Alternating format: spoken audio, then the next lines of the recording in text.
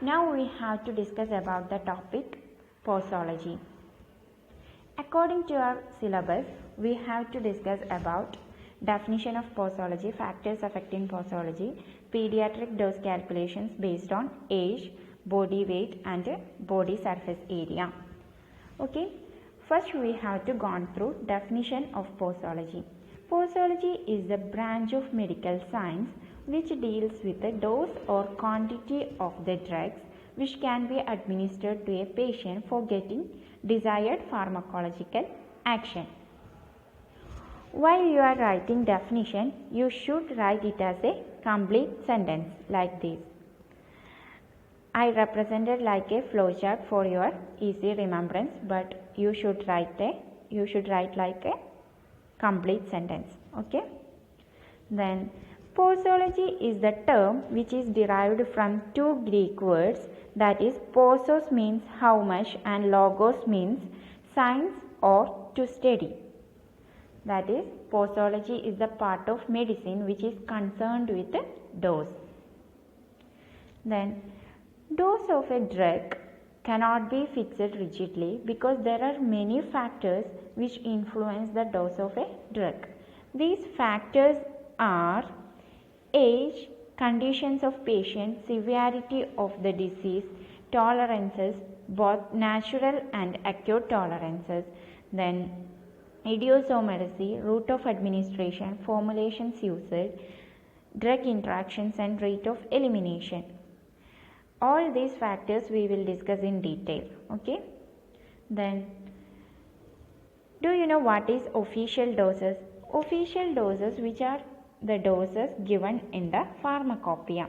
These are the average range of quantities suitable for administering to a adult patient orally within 24 hours.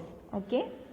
Then if you are following any other route of administration, for example IV or vaginal or rectal or any other route of administration, the relevant appropriate dose should be followed. Okay.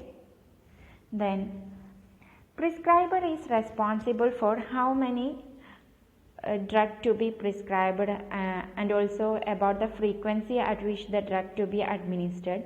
Whatever it is, before dispensing the prescription, pharmacist should check himself for the overdose or for any interactions is there. So if there is any doubt, pharmacist should consult the prescriber. If he can't consult the prescriber, he should refer the pharmacopoeia and dispense accordingly. Okay. Then now we have to discuss about the topic factors affecting posology in detail. The optimum dose of a drug which produces the desired therapeutic effect varies from person to person because each individual varies both in the degree and character of the response produced by each drug. So, doses of the official preparation of drugs are expressed in the form of range.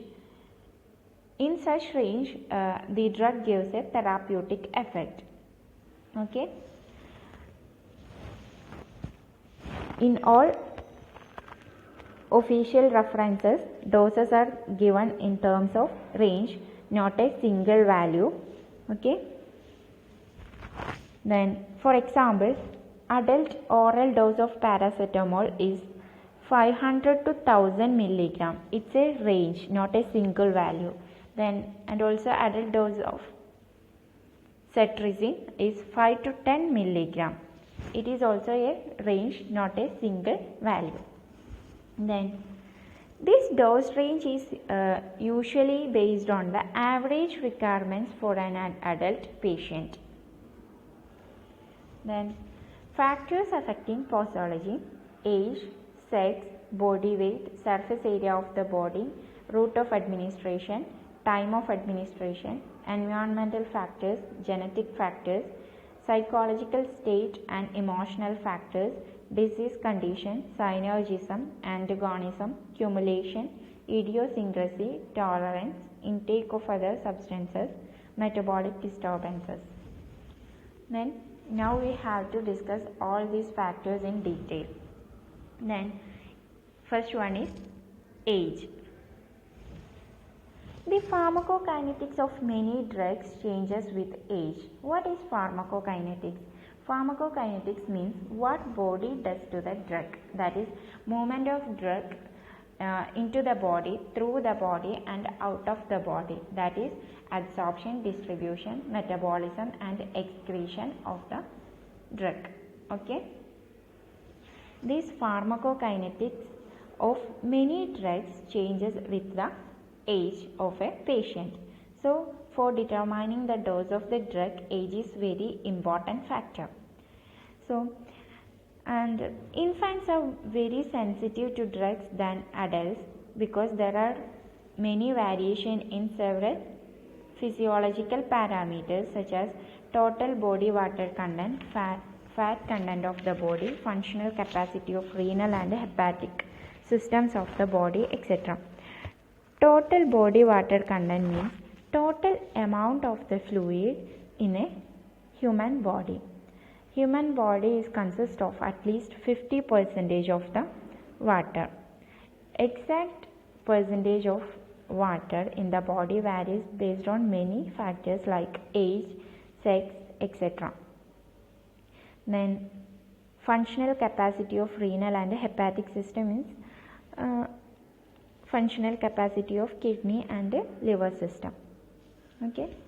Then we know children and elder ones need lesser amount of drug than the normal adult dose because metabolic functions in them are relatively lower than the adults. Metabolic functions means it's a balancing act which involves two kind of activities that takes place in the body at the same time. That two kind of activities means anabolism and catabolism. Anabolism means building up of the body tissues and energy stores. Catabolism means breaking down the body tissues and energy stores. Okay. Then almost all the drugs produce greater effect in children and elderly than in adults. There is an exception, that is children can tolerate relatively larger amount of the belladonna, digitalis and ethanol. So in case of belladonna, digitalis and ethanol, children require larger amount of drug than the adults.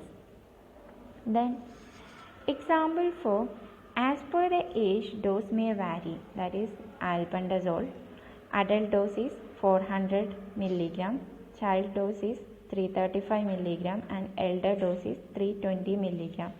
Adult dose is greater than child dose and elder dose. Then next topic is sex. Females require relatively less dose than the males of same age. It is due to females have low body weight and more fat content. For example, minoxidil for the treatment of alopecia. Okay, here female dose is 4.5% and male dose is 5%. Then women do not always respond to the action of drugs in the same manner as it is done in the man. For example, morphine, barbiturates. These are the sedatives. In women, it may produce more excitement before it going to sedation. Then, and also in case of women, dose of the drugs also vary during 3 cases: menstruation, pregnancy and lactation. In case of menstruation, strong purgatives such as aloes should be avoided. And in case of pregnancy, drugs which stimulate uterine smooth muscle should be avoided. It is contraindicated in case of pregnant women. For example, drastic purgatives, anti-malarial drugs, ergot alkaloids. And also, in case of pregnancy, there are certain drugs which are capable to cross the placenta and affect the fetus. Example for such drugs are alcohol, barbiturates, narcotic and non-narcotic analgesics. Then in case of lactation, there are some drugs which can excreted through the milk and can reach into baby's body.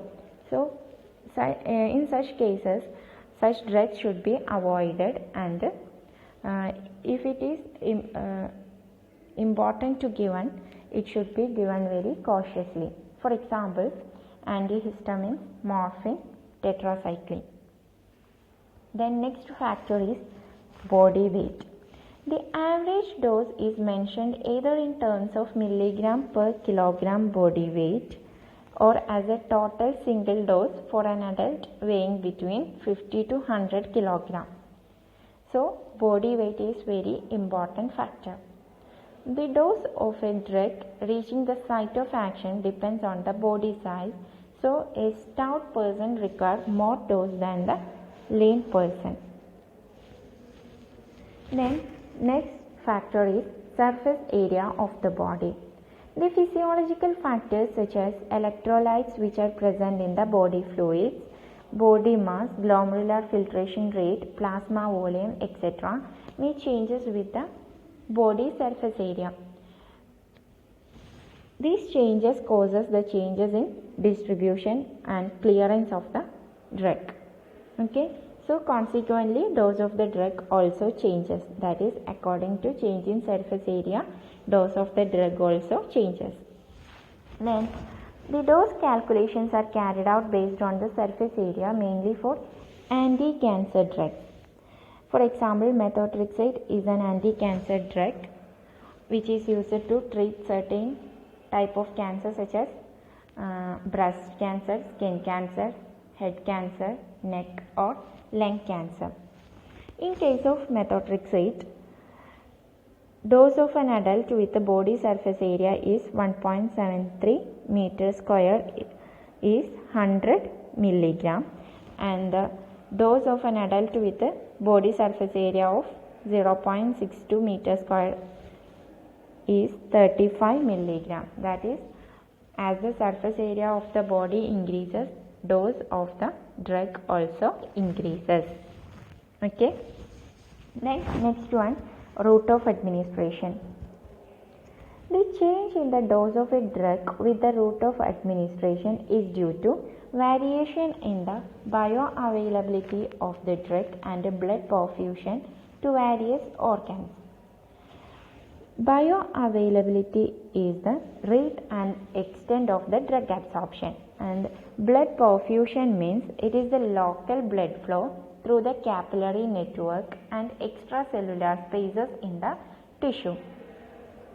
Due to variation in these two factors, there is a change in the dose according to the route of administration. Okay. Then in every cases, intravenous dose is always less than the oral dose, because the drugs which are administered intravenously, that is by IV route, it directly enter into the bloodstream.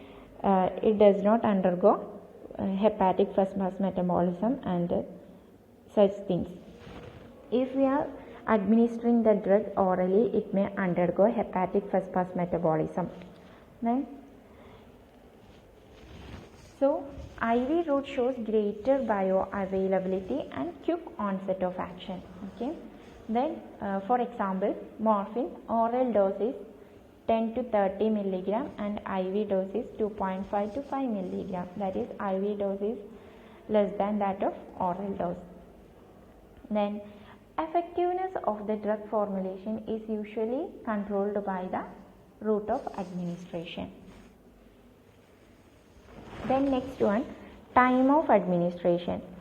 There are several drugs which can be taken or which should be taken in relatively larger amount after meal than before meal. It is due to variation in the rate of gastric emptying. For example, ferrous sulfate should be given between the meals and L-thyroxine should be given on empty stomach. Then the irritating drugs. Irritating drugs is simply means the drugs which may cause nausea or vomiting, etc.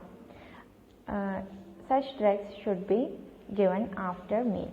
Otherwise, it may cause irritation. For example, iron, arsenic, cod liver oil, etc.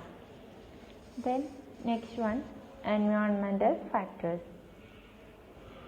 The darkness of night has depressant effect on the human brain. So hypnotics are more effective at night because hypnotics have depressant effect on the human brain.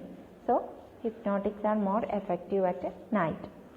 And also the daylight has stimulant effect. So CNS stimulants are more effective at daytime. For example, the amount of barbiturate required to produce sleep during the daytime is much higher than the dose required to produce sleep at night. Then, weather also alters the effect of drugs. For example, alcohol is better tolerated in winter than in summer. Then, genetic factors. The level of therapeutic effect and the rate of metabolism of a drug varies with the genetic makeup of an individual. It is due to variation in the receptor system or enzyme system which are involved in the metabolism of a drug.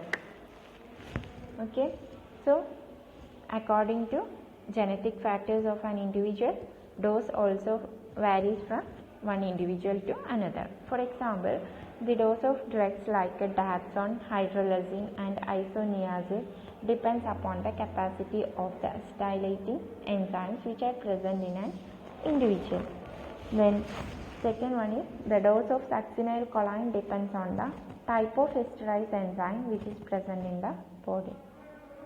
Then next one, psychological state and emotional factors.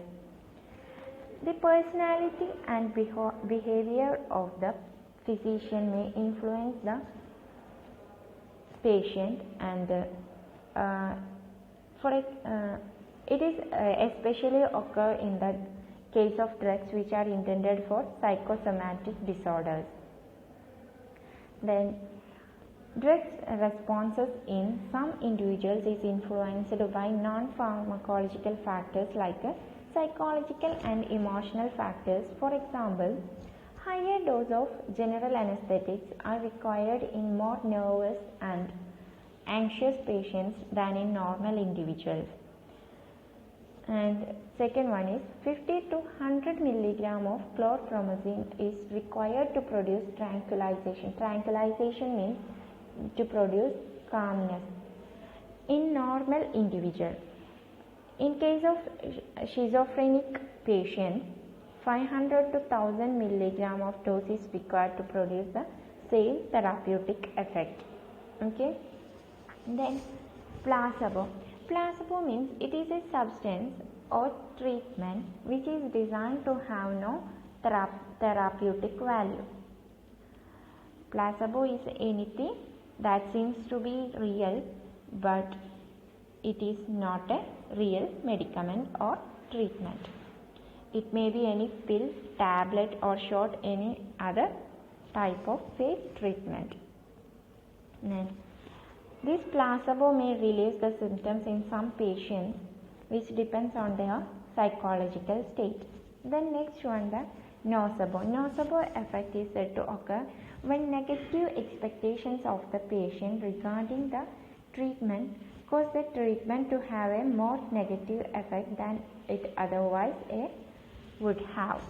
Okay, than it otherwise would have. For example, if a doctor gave a patient a powerful drug but it was labeled as placebo, that is a fake treatment. Okay, and or otherwise the doctor told the patient it was a placebo. Then, so this patient believed that this drug was fake, and patient feel that the drug had less effect than the normally expected. Okay, this is nocebo.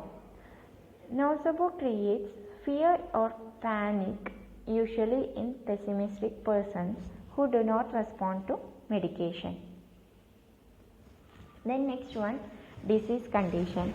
In certain disease conditions such as liver cirrhosis, renal failure, congestive heart failure, gastrointestinal disorders, hypothyroidism, the metabolic functions of the body decreases. In such cases, dose of certain drugs should be changed. For example, barbiturates, ciprofloxacin, cotrimoxazole, chlorpromazine, streptomycin, etc. Then next, synergism. Synergism is a phenomenon in which combined effect of two drugs is comparatively greater than the sum of their individual effects. In this case, dose of either one or both drugs should be decreased, otherwise toxic effect may occur. For example, combination of isoniazid and rifampicin used in the treatment of tuberculosis exhibits synergism. Then, synergism is also very useful if desired therapeutic effect is not achieved with the single drug. For example, proctane and adrenaline combination increases the duration of action of the proctane. So, less dose of proctane can be administered. Then, antagonism. It is simply opposite to the synergism. It is a phenomenon by which the therapeutic responses produced by one drug is opposed or decreased by other. It is called antagonism. For example, adrenaline and acetylcholine are given together. They neutralize the effect of each other due to antagonism, because adrenaline is a vasoconstrictor and acetylcholine is a vasodilator. This phenomenon, antagonism, is very useful in the treatment of poisoning. For example, milk of magnesia is given in the treatment of acid poisoning, where alkaline nature of the milk of magnesia neutralizes the effect of acid poisoning. Then, cumulation. Cumulation occurs when frequently or repeatedly using the drug, this drug gets excreted slowly from the body, may increase their systemic levels and result in drug toxicity. For example, digitalis glycosides, salicylates, emmetin, and heavy metals. Then, in this case, passive accumulation also occurs. Passive accumulation means accumulation without any toxic effect. For example, lead. Lead deposits in the bone. There will be no toxic effect, but it produces toxicity when the lead released into blood. Then, liver and kidney failure results in the accumulation of the drugs. Then, idiosyncrasy. Idiosyncrasy means an extraordinary response to a drug which is different from its characteristic pharmacological action is called idiosyncrasy. These responses do not occur in every patient. For example, small dose of aspirin may cause gastric hemorrhage. This gastric hemorrhage do not occur in every patient. It occur in few pupils. Then, small dose of quinine may occur ringing in the ears. Then next one, tolerance. Tolerance is an adaptive biological phenomenon where unusually large doses of a drug are required to produce a desired therapeutic response which is similar to that actually produced by the therapeutic doses in normal individuals. This tolerance occurs after repeated use of the drug. This tolerance occurs due to any changes in the number of receptors or changes in the metabolizing capacity of the body. By these two reasons, the tolerance mainly occurs. And for example, morphine, normal oral dose of the morphine is 10 to 30 milligram, but in individuals who develop the tolerance against morphine require more than the 10 to 30 milligram dose. Okay. Then intake of other substances. It is simply interaction. If we take drug along with other substances, it may produce changes in the action and cause severe problems. Okay. Then substances like alcohol, coffee and nicotine when consumed can alter the pharmacokinetics of the certain drugs. In such cases, the dose of the drugs should be changed. For example, alcohol reduces the clearance rate of drugs like diazepam, paracetamol, etc. So, dose of such drugs should be decreased. Otherwise, it may cause toxicity. Then, the patients who consume coffee, bioavailability of the paracetamol increases. So, dose of the paracetamol should be decreased. Otherwise, it may cause toxicity. Then, in patients who consume nicotine, require high dose of theophylline because enzyme induction by nicotine consumed by them. Then next one is metabolic disturbances. If there is any changes in the water electrolyte balance or acid-base balance or body temperature or other physiological factors may modify the effects of drugs. For example, salicylates reduce body temperature only in an individual has raised body temperature. Salicylates should not produce any antipyretic effect. Antipyretic effect means reducing the elevated body temperature. These salicylates should not produce any antipyretic effect if body temperature is normal. Then the absorption of iron from GIT is maximum in case of patients with iron deficiency anemia. These are about factors affecting posology.